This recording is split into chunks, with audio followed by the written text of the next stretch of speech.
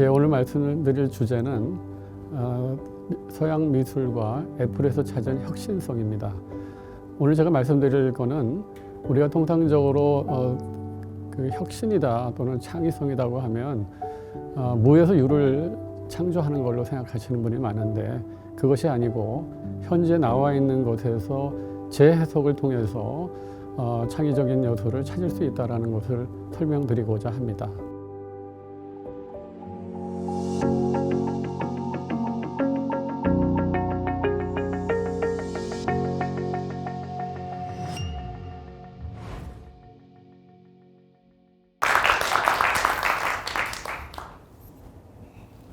네, 안녕하세요.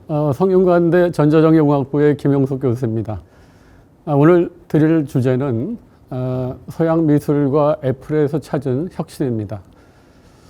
저는 삼성전자에서 오랜 시간 연구 개발을 했고요.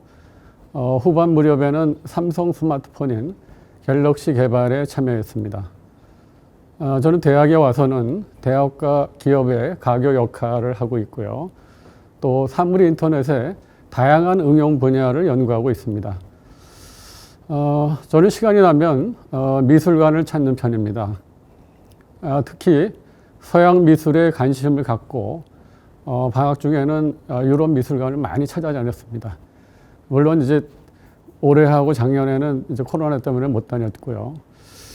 그림을 자세히 들여다보면 그 화가의 창의성, 혁신성을 보게 됩니다. 저는 이제 이 미술의 혁신성은 무엇일까 이렇게 생각을 해봤고요. 그 다음에 또 하나는 제가 이제 스마트폰을 연구하다 보니까 이제 애플이라는 회사를 이제 자주 들여다보게 됐는데 세계 시가총액 1등 기업입니다. 애플. 또 세계 최고의 혁신 기업이라고 부르는 애플입니다. 과연 이 회사의 혁신성은 무엇일까? 그런 두 가지 질문을 갖게 되었습니다. 애플은 후발주자입니다. 후발주자이지만 항상 세상을 뒤흔들 만한 혁신으로 기존 시장의 선발 진입자를 문락시키고 시장 전체 파이를 키우고 또 시장을 장악했습니다. 오늘 저는 서양 미술과 애플을 통해서 혁신성을 좀 더 찾아보고자 합니다. 퍼스트 무버는 월드 퍼스트여야만 하나요?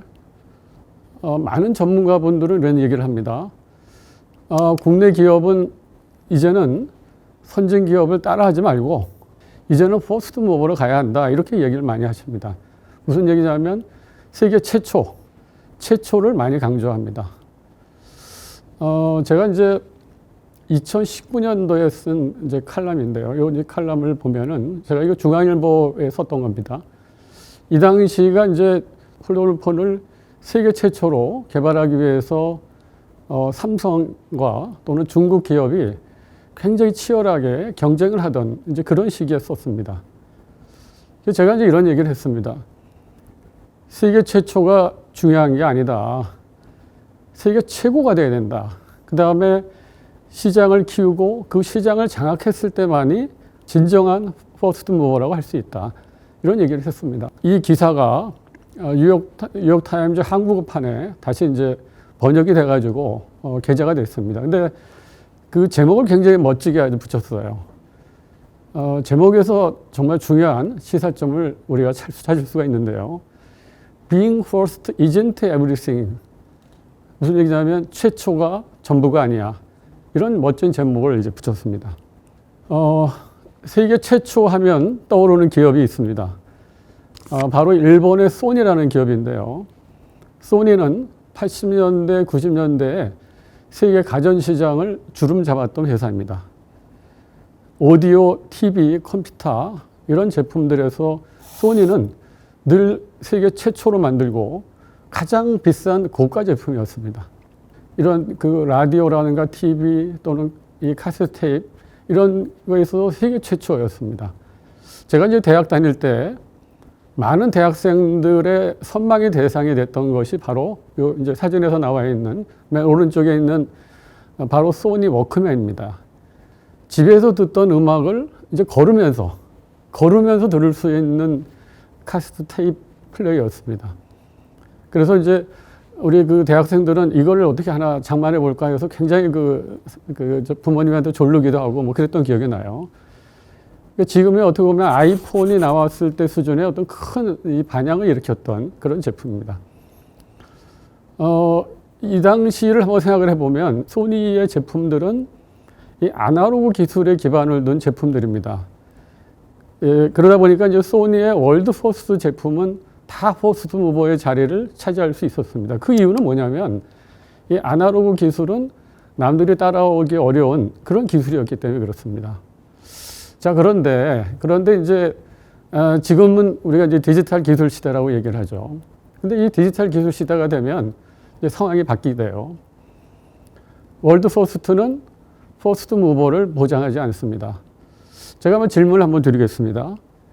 MP3 플레이어를 세계 최초로 만든 기업은 어딘지 아십니까? 많은 분들은 애플의 아이팟을 얘기를 해요. 그렇지 않습니다. 바로 우리 한국의 기업 디지털 캐스트라는 회사입니다. 이 디지털 캐스트에서 세계 최초로 만들었고요. 그 다음에 이거를 가지고 사업화를 해서 세계 1등을 한 기업이 바로 한국의 레인컴이라는 회사입니다. 그리고 그때 이 제품이 우리가 이제 아이리버라고 이렇게 해서 불렀던 거고요. 이 시기를 놓고 봤을 때 애플이 이제 아이팟을 막 출시를 했는데 이때만 해도 디지털 음원 시장은 소니가 꽉 잡고 있었고요. 또 이 하드웨어, 이 제품은 이 뮤직 플레이어는 레인컴이라는 회사가 선두주자였습니다. 이런 상황에서 이 애플의 아이팟이라는 것이 이제 출시가 됐습니다. 그러면서 이 아이팟이 출시가 되면서 기존에 1등을 하고 있던 아이리버는 제품이 이제 사라지게 되는 거죠. 근데 이제 애플의 전략은 어땠냐면 이때의 음반 업계는 불법 복제 파일로 골머리를 썩고 있었어요. 그래서 이제 애플은 어떤 작전을 썼냐면 음반사들을 하고 저작권 계약을 맺고 음악 파일을 한 곡당 99센트를 받고 이제 팔기 시작했습니다. 소비자들은 99센트라고 하는 가격에 큰 부담 없이 아이튠즈라는 걸 이용해서 음악 거래를 시작했어요. 그러다 보니까 음악 시장에서의 애플의 입지는 점점 높아질 수가 있었던 거죠.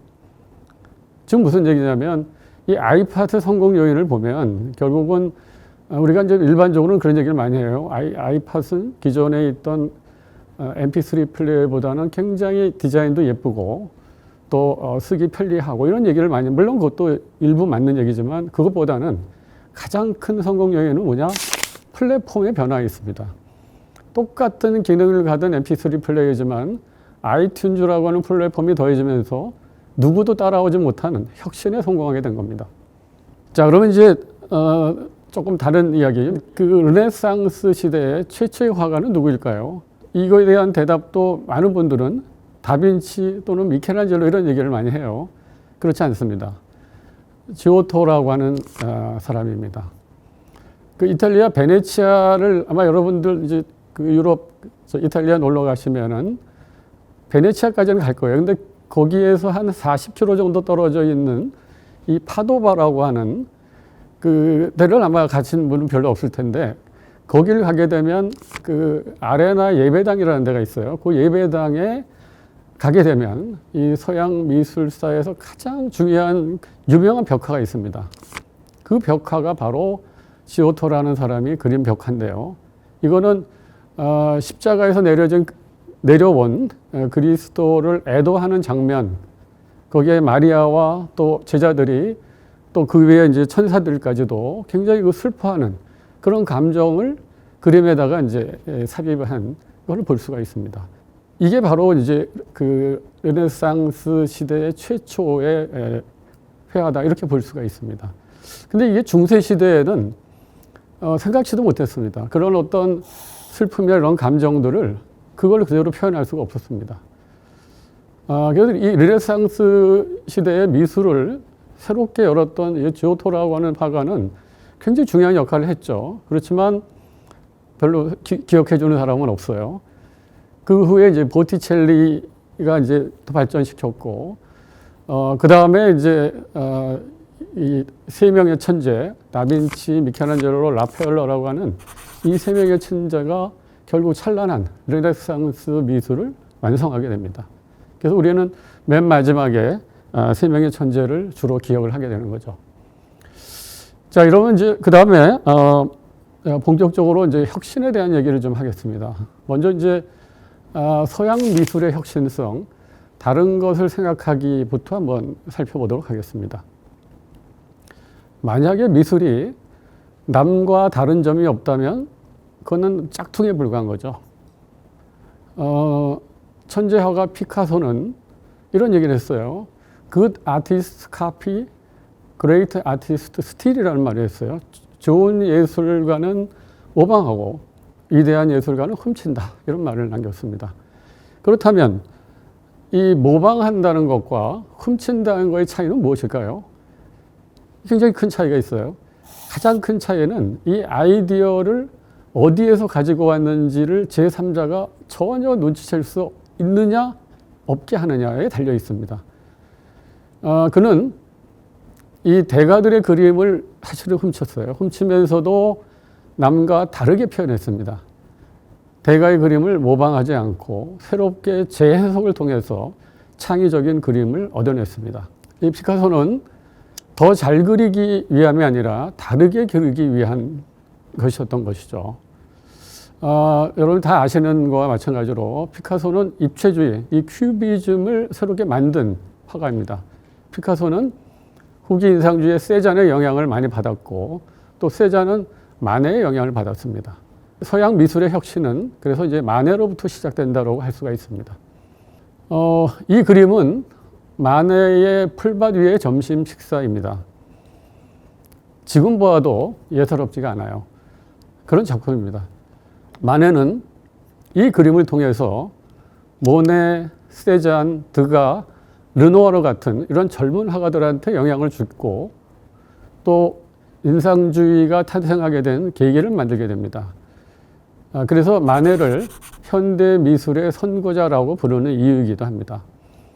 이 그림을 살펴보면 그 이전의 전통적인 회화 표현 기법을 완전히 깬 혁신적인 부분들이 보입니다. 우선 첫 번째는 르네상스 이후에 한 500년 동안 불변의 진리처럼 이어져 왔던 원근법을 완전히 무시했습니다.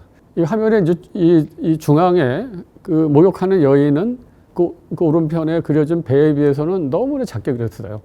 그 다음에 두 번째, 그 당시에는 여성의 누드는 신화나 역사 속의 인물로 표현되는 것이 관례였는데 여기 나오는 누드의 여인은 마네가 모델로 즐겨 그렸던 빅토리 메랑이라고 하는 실존 인물이었습니다.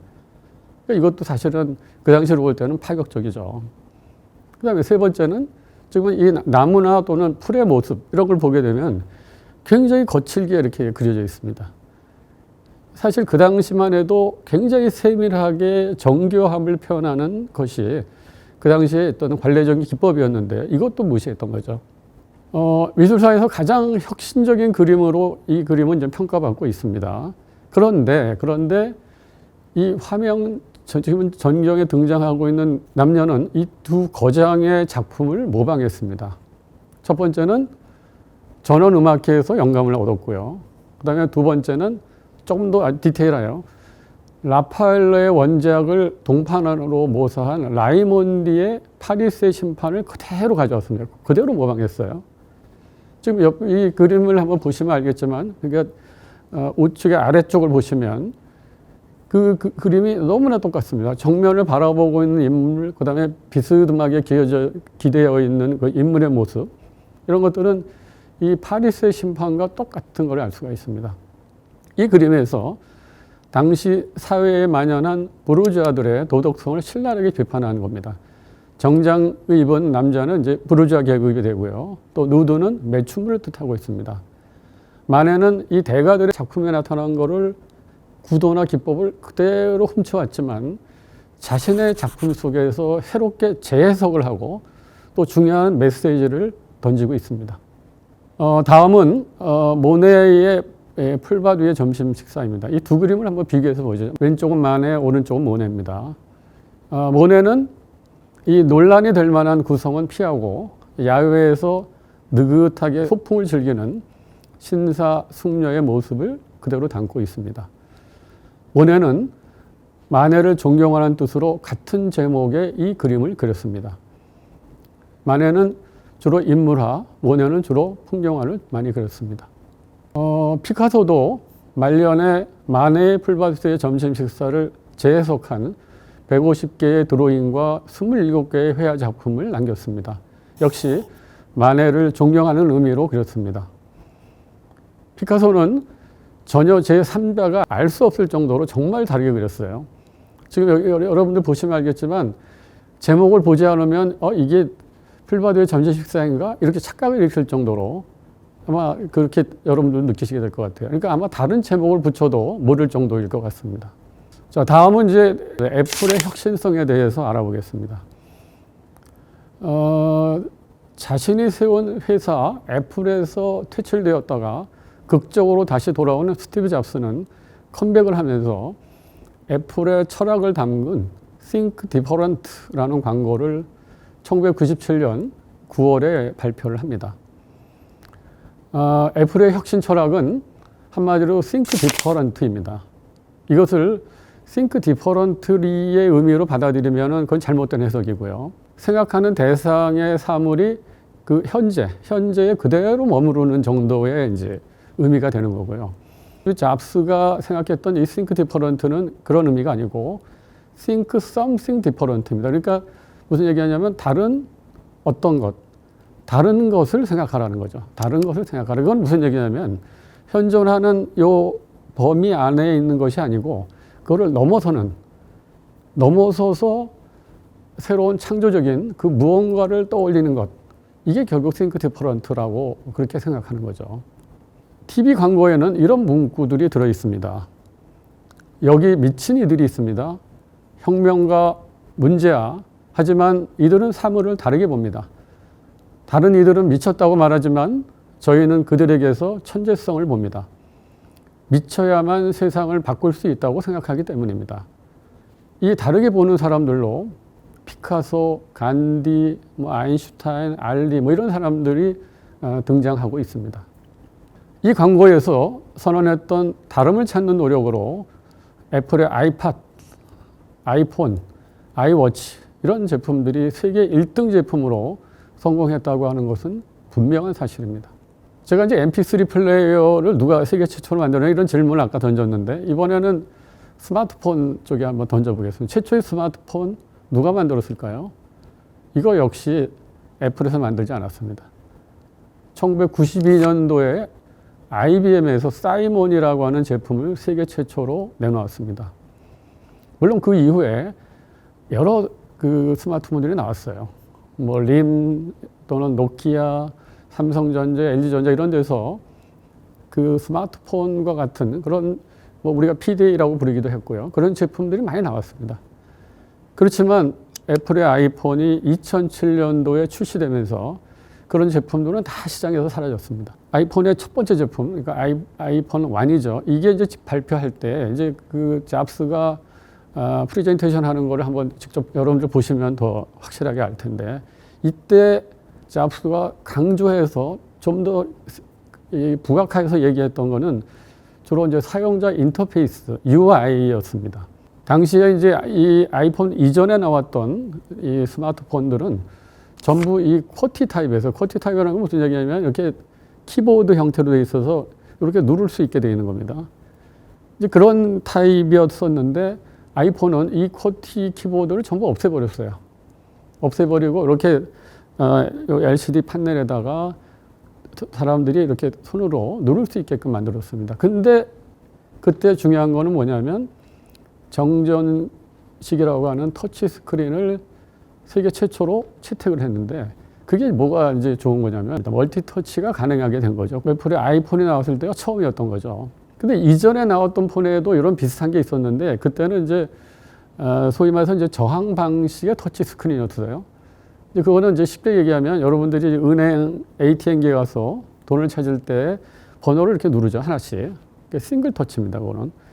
그래서 내가 눌러주면 저항값이 커지니까 이거 눌러줬구나라는 걸 인식하는 건데 그런 방식을 썼어요. 그럼 이게 어떤 장점이 있느냐? 굉장히 큰 장점이 있어요. 우선은 살짝만 터치를 해도 돼요. 여러분들 지금 쓰고 있는 폰이 다 전정 용량 방식입니다. 근데 굉장히 밝아요. 그 다음에 내구성이 굉장히 강합니다. 이런 것들은 그 이전하고 비교해 보면은 그 인간의 감성적인 요소를 굉장히 자극할 수 있는 굉장히 좋은 포인트가 됐던 거죠. 그래서 그 당시에 이제 아이폰 사용자들은 열광을 할 수밖에 없는 거죠. 지금은 이제 다 모든 폰에 다 그게 들어가기 시작했어요. 그러니까 그게 처음 나왔을 때는 엄청난 혁신이었던 거죠. 이때 이제 스티브 잡스는 약간의 마케팅 용어까지 합쳐서 이런 얘기를 합니다. 기술과 인문학의 교차점에서 아이폰, 아이패드가 탄생했다. 또 무슨 얘기를 했냐면 사용자, 즉 고객 중심의 제품 개발을 해야 한다. 또 이렇게 이 아이폰은 그래서 탄생했다. 이런 얘기를 했습니다. 그러면서 이제 인간 중심의 인문학 열풍이 그때부터 이제 계기가 돼서 시작이 됐던 겁니다. 이제 정리를 좀 해야 될 시간이 된 것 같아요. 자, 그러면 이제 제가 이제 서양 미술, 애플의 창의성에 대한 얘기를 좀 했는데, 그러면 이 두 개, 서양 미술과 애플에서 얻은 창의성은 과연 무엇일까요? 이렇게 정리할 수 있습니다. 기존 것들에 대한 탐구, 기존에 나와 있어요, 이미. 기존의 그림도 나와 있어. 제품도 나와 있어. 그것들을 내가 분석을 하는 거야. 탐구를 하고 모방을 합니다. 그 다음에 그렇지만 그거에 대한 어떤 조합하고 거기서 새로운 해석을 하는 거죠. 그런 것들이 이제 공통점입니다.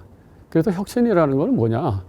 이 세상에 있는 것에서 출발하자. 새로운 해석을 통해서 새로운 의미나 가치를 부여하는 것. 이렇게 정의를 할 수 있을 것 같고요. 그래서 이제 창의성은 우리가 이제 사전적인 의미로만 놓고 보면 새로운 무언가를 만들어낸 능력이다. 이렇게 이제 얘기를 합니다. 그러나 창의성의 본질은 일반적으로 갖고 있는 어떤 통념처럼 꼭 이 세상에 없는 거에서 새로운 걸 만든다는 의미가 절대로 아니죠. 아까 앞에서 설명드렸지만 디지털 시대에서는 그게 그렇게 할 이유도 없고 그래서는 안 되는 거죠. 잡스는 이런 얘기를 했어요. 창의성은 연결하는 것이다. Creativity is just connecting things라고 이렇게 정의를 내렸습니다. 이 아이폰 성공의 경우에 다른 경쟁사들은 제품 그 하나하나의 성능을 올리는 거에 그걸 혁신이라고 얘기했어요. 예를 들면 MP3 플레이어 음질이 좋아야 돼. 그래서 음질을 어떻게 하면 좋게 할까? 이거에만 열심히 했어요. 그렇지만 아이팟은 안 그랬죠. 새로운 아이튠즈라는 게 나왔습니다. 새로운 서비스 시스템을 만들었습니다. 그래서 아이팟은 어땠느냐? MP3 제품 중에 하나가 아니고 다른 새로운 제품으로 인식이 될 수 있게끔 된 거죠. 그러니까 처음에는 이 모방을 하는 것 같은 이제 그렇게 이제 시작은 했지만 결국 나중에 제품 개발을 해놓고 보니까 완전히 새로운 제품이 나온 거죠. 아이폰도 마찬가지입니다. 아이폰도 이 앱스토어라고 하는 것을 통해서 애플리케이션 장터를 활성화시키고 이전의 스마트폰과는 근본적으로 다른 새로운 제품으로 이제 탄생하게 된 거죠.